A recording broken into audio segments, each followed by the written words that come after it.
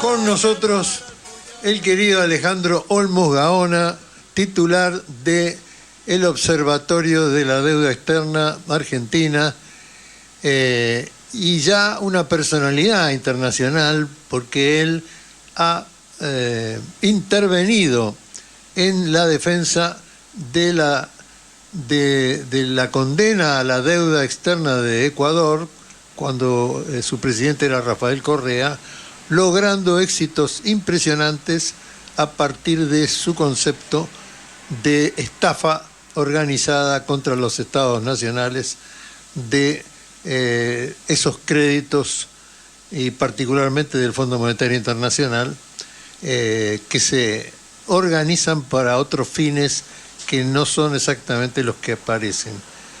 Bienvenido a la mañana de Juan Domingo, querido compañero.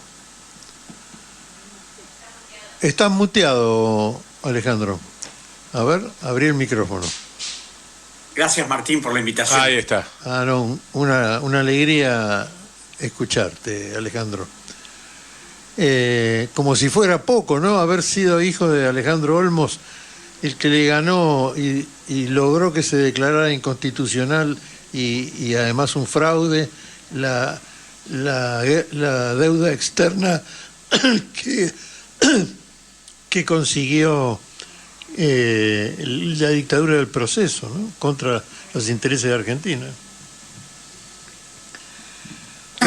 Sí. Pero de entonces hasta ahora tu labor ha sido muy importante y te digo que nosotros sos una de las pocas esperanzas que tenemos los argentinos, y no exagero con esto que digo, de pelear la deuda que nos han enchufado estos muchachos de una manera absolutamente financiera y ruletera, ¿no? Claro, lo que pasa es que cuando se murió mi padre yo seguí adelante con todo el proceso de investigación de la deuda, conté con el esfuerzo, el apoyo y el impulso del fiscal federal Federico Delgado, que fue el fiscal de la causa, donde acumulamos cantidades de pruebas, testimonios, evidencias para mostrar este descomunal fraude. Lamentablemente, como tenemos una justicia cómplice que ha decidido no decir una palabra sobre todo el proceso del 83 en adelante, es decir, después del fallo del Martínez de Giorgi, que determinó que gran parte de la deuda de la dictadura era un fraude, pero bueno, lo que se investigó fue hasta el 83, y yo seguí adelante con investigación del 83 en adelante. Y por supuesto, el juez el año pasado, en octubre o noviembre, decidió archivar definitivamente la causa, a pesar de la enorme cantidad de ilícitos probados, de todos los elementos que había. Y el tema no es solo la justicia, Martín. El tema es que el Poder Legislativo, desde 1983 hasta hoy, nunca quiso investigar la deuda. Es decir, de alguna manera se complicaron en todo esto y además de complicarse, autorizaron todos los sucesivos endeudamientos. Yo sé que mucha gente le molesta cuando digo estas cosas, pero es la realidad. Es decir, cuando Mauricio Macri, a través de ese proceso descomunal de endeudamiento que se produjo entre el 2016 y el 2019, excepto el préstamo con el fondo, toda la deuda de Macri fue autorizada por el Congreso y Macri no tenía mayoría en el Congreso y sin embargo lo autorizaron. Entonces, este es el problema que tiene la deuda. Primero, un Poder Ejecutivo que la emite, un Congreso que la autoriza y una justicia que no la quiere investigar. Entonces, claro, llegamos a una situación donde la deuda ha seguido creciendo y creciendo y bueno, con el actual presidente, cuyas particularidades todos conocemos, el proceso siguió y en este momento se exhibe un superávit fiscal logrado a través de ajustes, de licuación de salarios, de jubilaciones, y el año pasado el superávit fiscal fue de 10 3.500.000 millones de pesos, de los cuales más de 9 se utilizaron para pagar intereses de la deuda. Es decir, el superávit, el ajuste para empleados, jubilados, postergación de pagos, tiene el único objetivo de pagar intereses de una deuda espuria. Y el propio presidente Milei lo ha dicho, ¿no? Que el superávit significa tener recursos para pagar la deuda. Y a todas estas cosas que estamos viviendo se sumó este último acuerdo con el Fondo Monetario Internacional, donde por primera vez en la historia de la Argentina, un Congreso aprobó un decreto presidencial para hacer un acuerdo del que nada se sabía. Pues cuando yo me puse a leer el decreto, además de la insuficiencia en el fundamento del decreto, es decir, ahí no se decía qué se iba a acordar, cuáles iban a ser las condiciones, cuáles iban a ser los montos eventualmente. Después se supo que eran 20.000 millones de dólares. Entonces estamos en una trampa permanente, porque vos fijate, la Argentina en este momento tiene una deuda de 480.000 millones de dólares. Esa deuda genera intereses por más de 30.000 millones por año. De esos 30.000 millones, 21.000 millones es deuda con acreedores extranjeros. Ahora, ¿vos te podés imaginar lo que la Argentina podría hacer con ese dinero? Y no hace. ¿Por qué? Porque hay que privilegiar siempre el pago de los intereses. Entonces, tenemos un gobierno que no sé de qué manera ha convencido a mucha gente que la baja de la inflación es el paradigma de todo. Ahora, eso en contraposición a todo el desastre económico que tenemos, al crecimiento de la deuda, al empobrecimiento de la gente, a la baja del consumo, a un montón de cosas que uno puede ir viendo, demuestra a lo que hemos llegado, ¿no? La desocupación. Alejandro, ¿cómo le va? La baja de empleo registrado. El Banco Central informó ya hace unos meses que se habían terminado 330.000 cuentas sueldo. Claro. Es decir, gente que dejó de trabajar y seguramente muchos tendrán empleos informales o veremos. Y además de eso, un grado de perversidad y de violencia. Exacto. Que pocas veces he visto. Hay un libro que se publicó hace unos meses, que colaboraron varias personas, que se llama El goce de la crueldad, ¿no? Porque es un gobierno que goza cuando comunica que ha despedido a tantas personas de tal oficina, que ha cerrado tal institución, es decir, donde la cultura no les interesa, el cine argentino no les interesa. Claro. Es decir, es una cosa realmente que yo te digo, es un gobierno, porque hemos tenido gobiernos desastrosos en la democracia, pero este tiene perfiles inéditos. Claro, yo me preguntaba, ¿cuánto es la deuda total? Porque ahora creo que ascendió con este nuevo préstamo que han pedido estos salvajes que nos gobiernan, Alejandro. Claudio Orellano le saluda, ¿cómo anda? ¿Qué tal, Claudio? No, mira, acá el problema es que... Lo que quería decirle es 450.000 millones de dólares la actual deuda.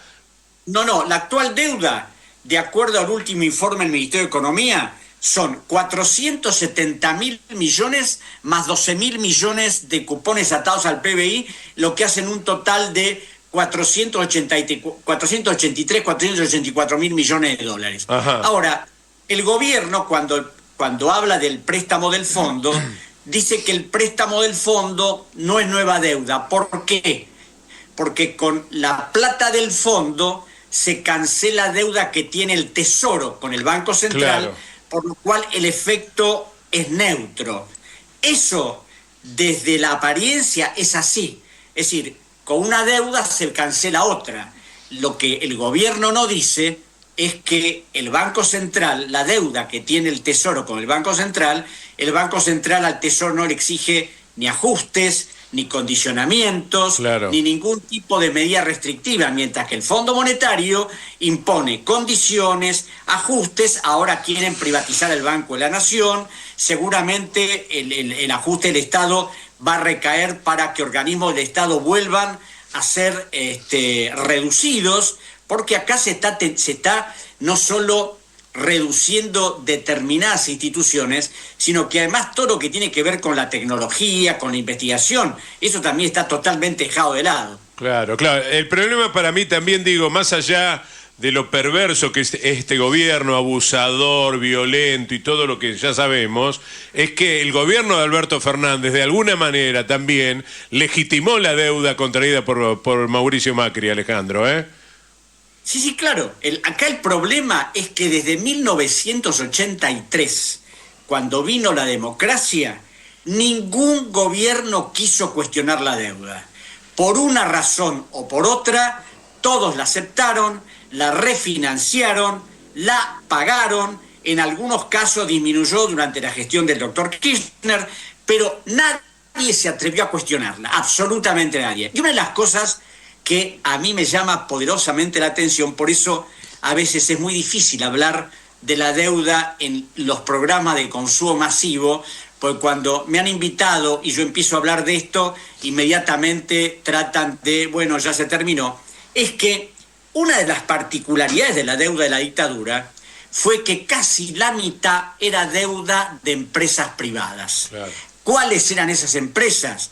Papel prensa, las empresas del Grupo Macri, celulosa, papelera Río Paraná, Techín, Formoto, Renault, etc. Esa deuda en 1984 era de 23.000 millones de dólares.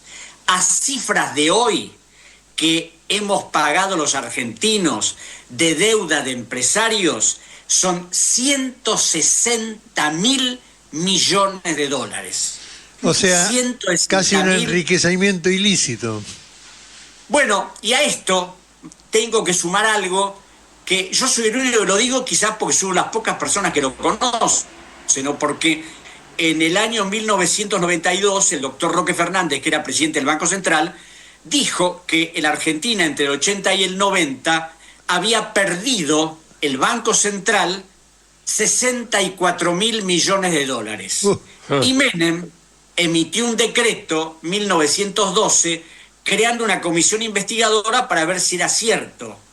La comisión investigadora la integraron el doctor César Arias, que era subsecretario de Justicia, el doctor Roger, que era procurador general de la Nación, y el doctor Ricardo Molinas, que era fiscal de investigaciones administrativas. Trabajaron durante un año con enormes dificultades, porque como siempre los organismos públicos no informan, porque siempre tratan de postergar los informes, hasta que finalmente llegaron a la conclusión de que el Banco Central no había perdido 64.000 millones, había perdido 105.000 millones de dólares, de los cuales 75.000 habían beneficiado al sector privado, es decir, al mismo de siempre. Claro. Esos 75.000 de esa época a hoy son 246.000 millones de dólares, que sumado a la cifra anterior es el total de la deuda pública que tiene hoy el país. Qué bárbaro, qué bárbaro. Bueno, la historia también, digo, Alejandro, comienza con Cavallo como director del Banco Central en la época de Sigó, cuando estatiza la deuda privada. La deuda privada, exacto. La deuda privada que la estatiza en el 82, pero la perfección de la estatización se dio en 1985 durante la gestión de Alfonsín. Claro. Ahora, esta investigación sobre el Banco Central quedó archivada porque, claro, Menem no la dio a publicidad, es decir, trataron de que de esto no se enterara nadie, y claro, nadie se enteró. El fiscal Delgado, a través de una enorme cantidad de búsquedas, logró conseguir una copia de esa investigación que la presentamos en la justicia, yo tengo copia de ella, y ahí uno ve la enormidad de lo que ha significado el saqueo de la deuda para la República Argentina durante años.